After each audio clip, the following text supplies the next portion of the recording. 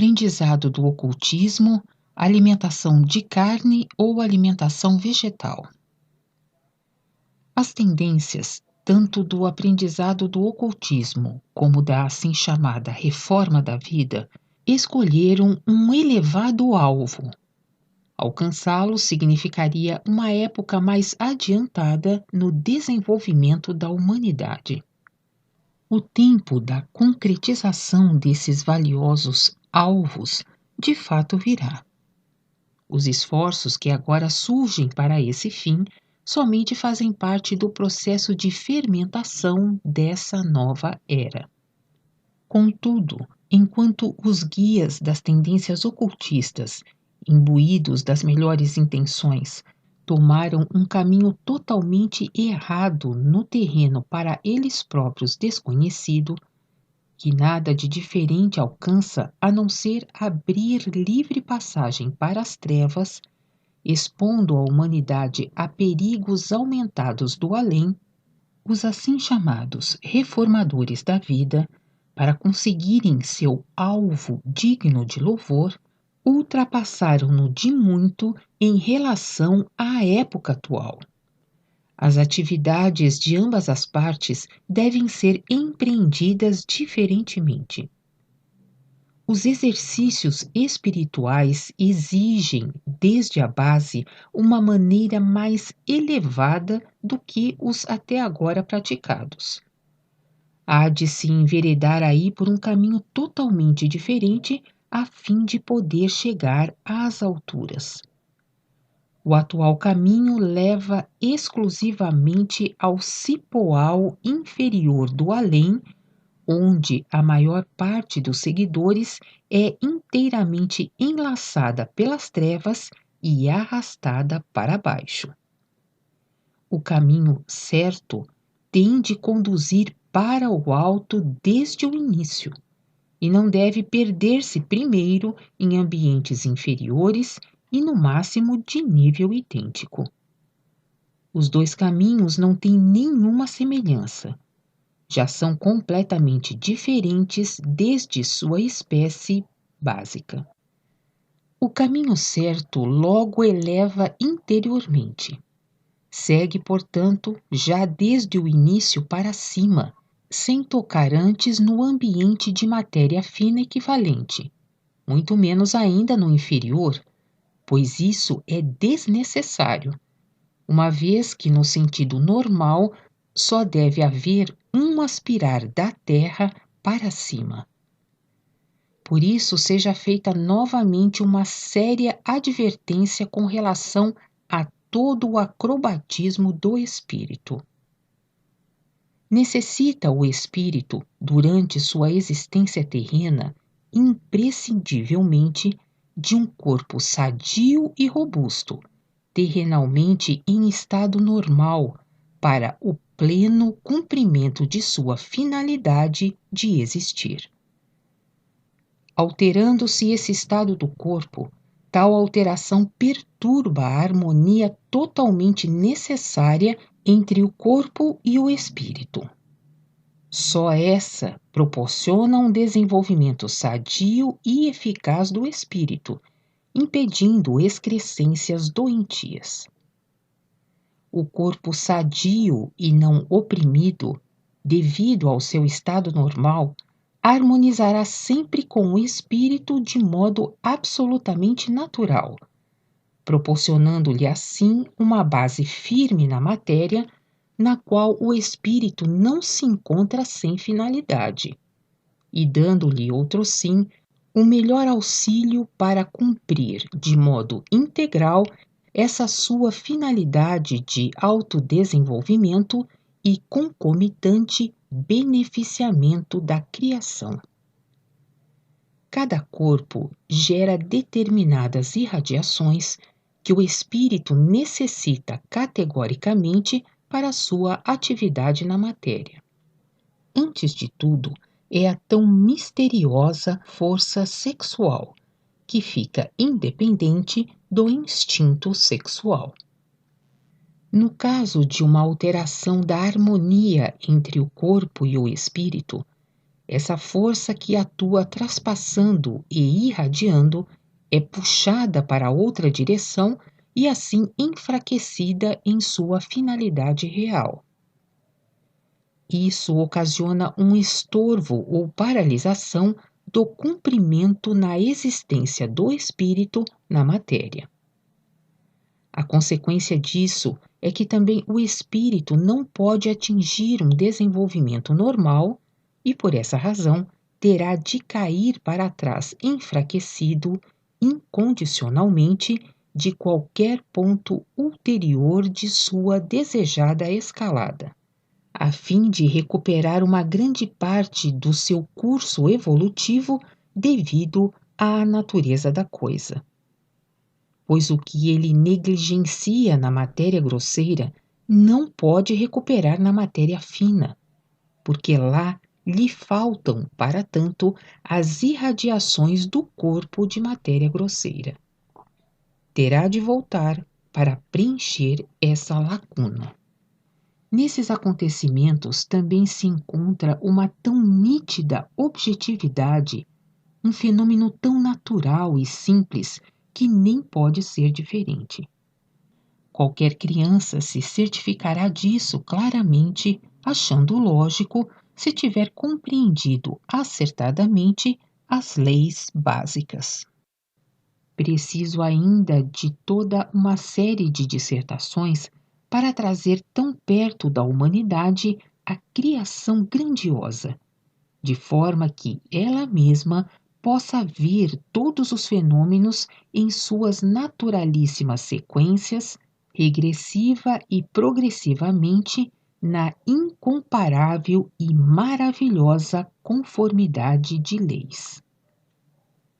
Esse desvio da força sexual, indispensável ao espírito na matéria, pode dar-se de diversas maneiras: por excesso das práticas sexuais ou apenas por seu excitamento, bem como pelo aprendizado do ocultismo ou pelos falsos exercícios espirituais, quando o espírito chama a si violentamente essa força do corpo amadurecido para desperdiçá-la nessa espécie de atividade errada e inútil. Em ambos os casos, uma aplicação errada que, com o tempo, acarretará também enfraquecimento do corpo.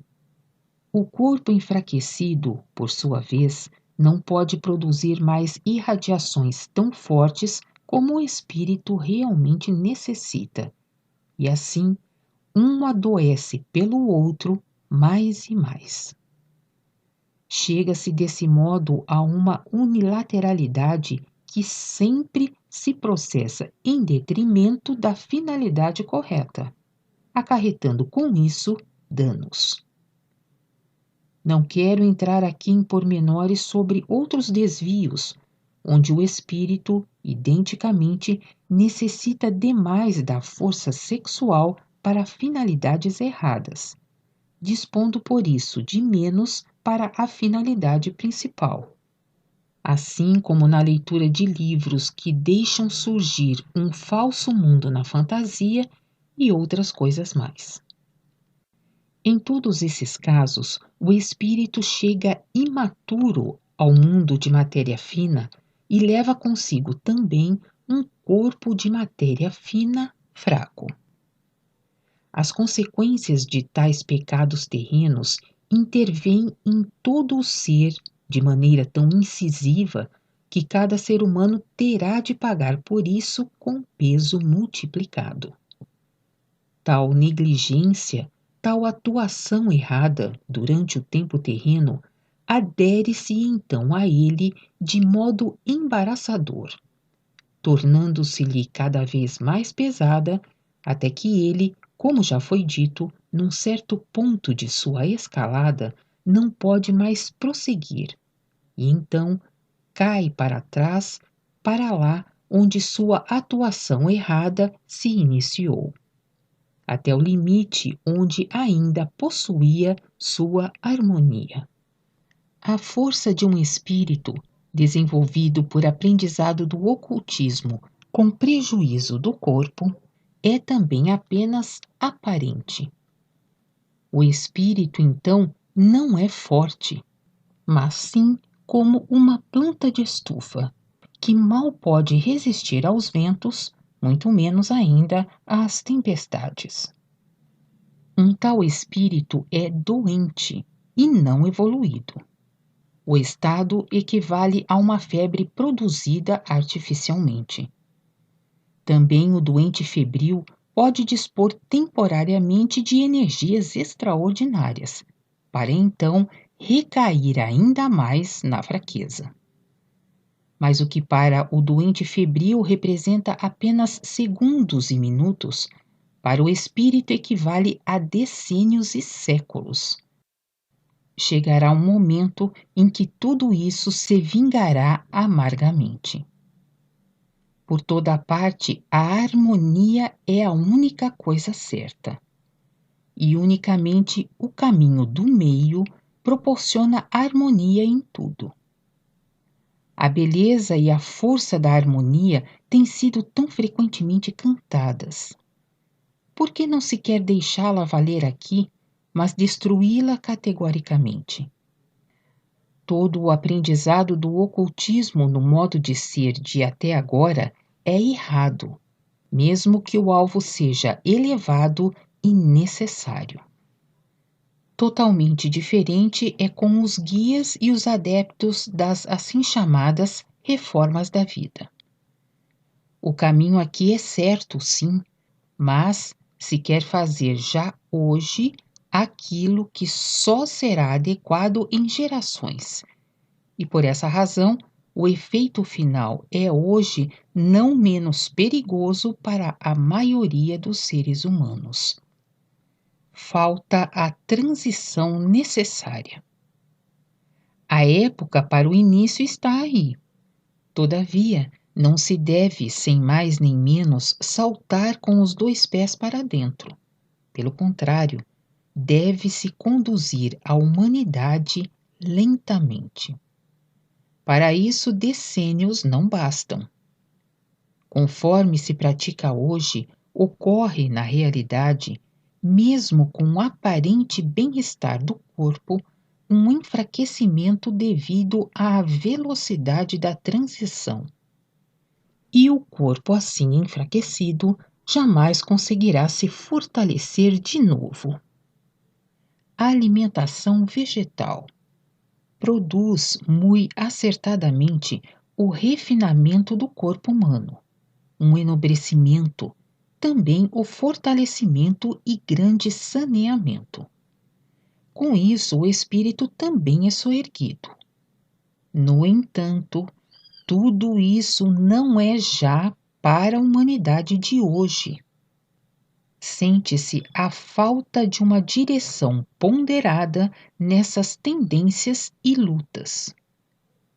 Para o corpo de hoje, não basta, em circunstância alguma, uma alimentação vegetal assim de imediato, como se fazem tentativas tão frequentemente. Está muito bem quando aplicada temporariamente, e talvez durante anos com doentes. Indispensável até para curar algo, ou, fortalecendo unilateralmente, ajudar em alguma parte. Isto, porém, não perdurará. Deverá então ser reiniciada lentamente a alimentação a que hoje os seres humanos estão tão acostumados, se é que o corpo deva manter sua plena força. A aparência de bem-estar engana. Certamente é muito bom quando também os sadios, uma vez se utilizem durante algum tempo exclusivamente da alimentação vegetal.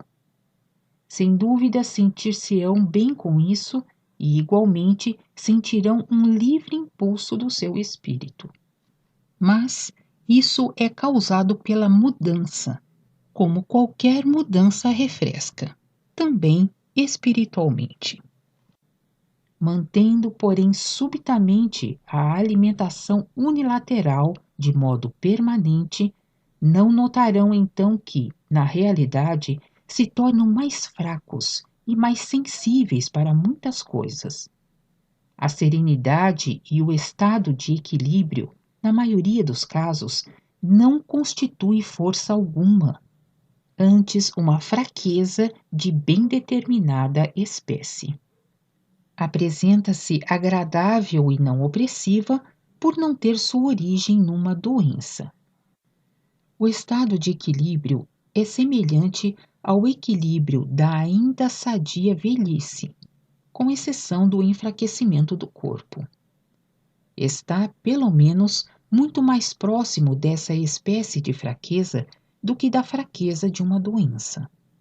O corpo não pode aí, pela falta repentina daquilo a que está habituado desde milênios, reunir aquela força sexual da qual o espírito necessita para o pleno cumprimento de sua finalidade na matéria.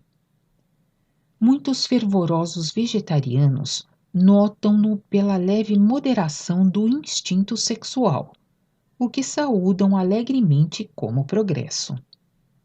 Isso, porém, não é de modo algum o sinal do enobrecimento de seu espírito através da alimentação vegetal, mas sim a diminuição da força sexual que terá de acarretar igualmente a diminuição de seu impulso espiritual na matéria.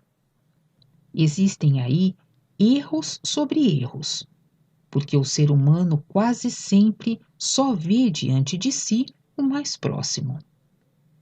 Certamente é de se saudar e constitui um progresso quando o instinto sexual inferior se torna muito mais moderado do que é hoje pelo enobrecimento do espírito.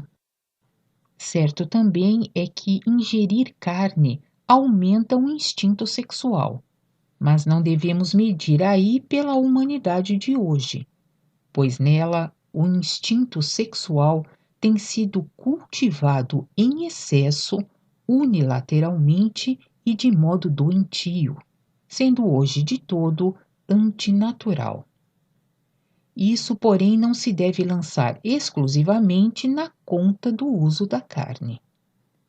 A moderação do instinto sexual absolutamente não depende da diminuição da força sexual. Pelo contrário, esta é capaz de amparar auxiliadoramente o espírito humano, libertando-o da dependência hoje manifesta do instinto grosseiro. A força sexual é até o melhor meio para isso. A transição, como primeiro degrau, é limitar-se exclusivamente à carne branca. Quer dizer, aves, vitela, cordeiro e outras, ao lado da alimentação vegetal aumentada. Não descuidai de vosso corpo, quero clamar para um grupo advertindo. Para o outro grupo, o contrário. Pensai no espírito. Então o que estiver certo ainda amadurecerá das confusões da época atual.